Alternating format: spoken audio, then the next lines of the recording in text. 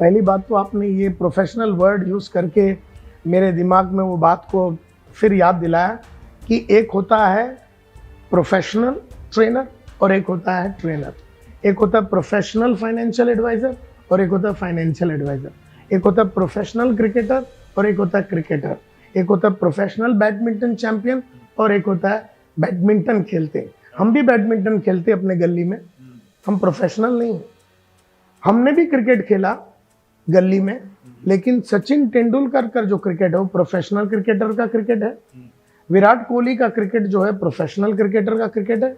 गली का क्रिकेट और प्रोफेशनल क्रिकेट में फर्क होता है। गली का बैडमिंटन और प्रोफेशनल पीवी सिंधु का जो बैडमिंटन है वो अलग होता है। गली का जो बोलने वाला जो हर आदमी से कुछ भी बोलता है और एक प्रोफेशनल ट्रेनर अलग होता है। तो ये प्रोफेशनल कौन होता है ये पहला जरूरी है जानना।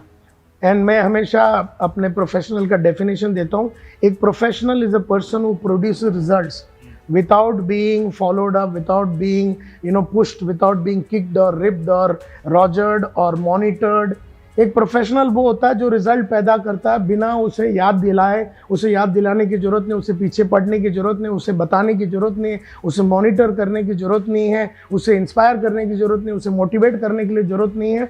A professional is a person who produces results without being told, without being inform, without being pushed, without being kicked, without being motivated, without being repeatedly told, without being followed up.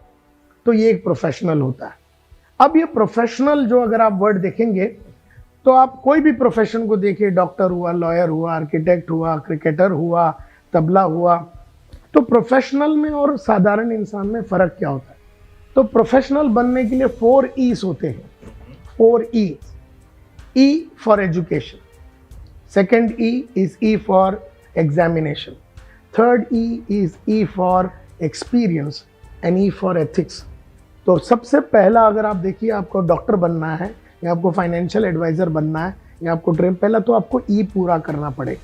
तो doctor बनने के लिए पहला ई क्या होता है कि आप 5 साल का कोर्स करने के लिए मणिपाल मेडिकल इंस्टीट्यूट में चले जाते हैं और उन 5 सालों में आप 5 साल हॉस्टल में रहते हैं और उन 5 सालों में आप कोई मनोहर कहानियाँ या मायापुरी नहीं पढ़ते हैं। आप उस ज़माने में इतने मोटे मोटे 500 5,000 पेज के बुक्स पढ़ते हैं जो डॉक्टरी के होते हैं, और वो पढ़ना और उसको पूरी तरीके से दिमाग में और अपने ज़हनो दिमाग में अपने पूरे अस्तित्व में उसे घोल घोल के पी के उतार के डाल के रखना, ये है पहला एजुकेशन। E for education. तो अगर आपने बहुत सारा बुक्स पढ़ लिया डॉक्टरी की और आप अपने डीन के पास चले गए और बोले मुझे सर्टिफिकेट दे दो डॉक्टर का, क्या वो देगा आपको?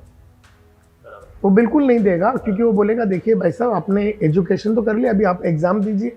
तो एग्ज़ाम का मतलब है कि जो भी आपको क्वेश्चन पूछा जाएगा उसका आपको जवाब देना। तो आपने वो पूरा वो एग्ज़ाम 6 महीने में होता है, वो 5 साल में कम से कम 12 से 13 बार एग्ज़ाम होता होगा, मैं नहीं जानता हूँ, लेकिन उसमें आपको खरा उतरना। तो एजुकेशन के बाद होता है एग्जामिनेशन, और वो एग्ज़ाम में आप खरे उतरे तो आपको डॉक्टर रंजीत सिंह का या डॉक्टर संतोष नायर का, डॉक्टर टाइगर संतोष नायर का, जो टाइगर मेरा नाम है तो मेरे को टाइगर के नाम से पुकारा जाता है। अब उसके साथ साथ वो डॉक्टर फिर क्या करता है, एक्सपीरियंस, थर्ड E।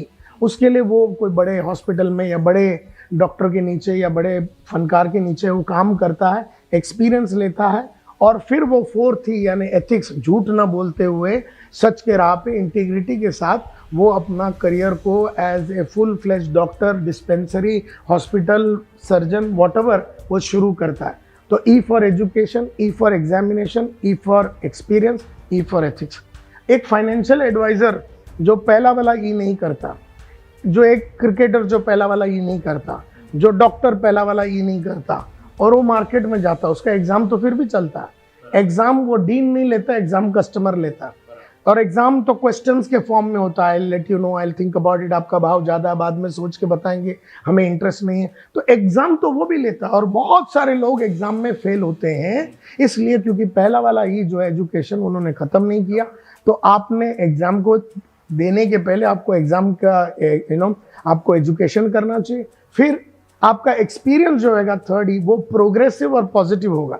एक्सपीरियंस एकदम गलत एक्सपीरियंस भी हो सकता है, आपने फ़ोन किया अपॉइंटमेंट नहीं मिला, आप गए और सेल नहीं मिल रहा, ये भी एक्सपीरियंस हो सकता है। और आप हमेशा गए सेल मिला, और आपने हमेशा फ़ोन किया अपॉइंटमेंट मिला। तो हमेशा अपॉइंटमेंट मिलना है कि अगर एक्सपीरियंस अगर आपको चाहिए तो आपका एग्ज़ाम होगा, और एग्ज़ाम के पहले आपको एजुकेशन करना पड़ेगा। और जिसने अपना ई के ऊपर, पहला वाला ई के ऊपर काम नहीं किया, जब उसका एक्सपीरियंस थोड़ा डगमगा जाता है तो वो एथिक्स झूठ भी बोलता है। बहुत सारे फाइनेंशियल एडवाइजर झूठ बोलते हैं, ये डबल हो जाएगा आपका पैसा, ऐसा हो जाएगा ना वैसा। ये एथिक्स को छोड़ के खेलने का जरूरत क्यों पड़ रहा है? क्योंकि उसका एक्सपीरियंस बैड है, थर्ड ई। क्योंकि उसका एग्जाम में वो हमेशा फेल होता है, क्योंकि उसने पहला ई पे काम नहीं किया। तो एक ई और ई। अभी आप देखिए क्रिकेट में हो गए तो गली का क्रिकेट के लिए हम कौन सा प्रैक्टिस करते हैं? हम तो उठ के जाके खेलते हैं। लेकिन विराट कोहली 3 घंटे रोज प्रैक्टिस करता। इन्होंने सुना है कि अल्लाह राखा का बेटा जो जाकिर हुसैन है, वो सुबह 3 बजे उठता है और 8 बजे तक रियाज करता, 5 घंटे। 5 घंटे रियाज करके अपने आप को तैयार करता है, और फिर वो कोई शनमोहन द हॉल में जाके तबला बजाता तो लोग पागल हो जाते, मंत्र मुक्त हो जाते, अपनी टी शर्ट फाड़ देते हैं। वो इसलिए क्योंकि वो रियाज करके अपना गेम खेलने आया है। और बहुत सारे लोग रियाज किए बिना जाता है। तो एक प्रोफेशनल आदमी वो होता है जो रियाज करता है, रियाज के पहले उसको अल्लाह राखा ने पढ़ा है, यानी वो 5 साल का कोर्स किया है, और फिर वो रियाज भी साथ में। तो कोर्स करना, रियाज करना, फिर मार्केट में उतरना, नहीं तो एग्जाम में रोज फेल हो जाओ। तो प्रोफेशनल वो होता है जो अपने आप को तैयार करता है और फिर उतरता है। जो तैयार नहीं करता और उतरता, उसको तो फेल ही होना, और वो फेल होना ही चाहिए। एक्स्ट्रा ऑर्डिनरी ट्रेनर में एक्स्ट्रा नॉलेज होता है, ग्रेट एटीट्यूड होता है, सॉलिड स्किल्स होते हैं, जबरदस्त आदतें होती है, सॉलिड स्ट्रेटजी होती है, और creativity. Extra ordinary trainer extra loading करता है तो वो रिटर्न देता है।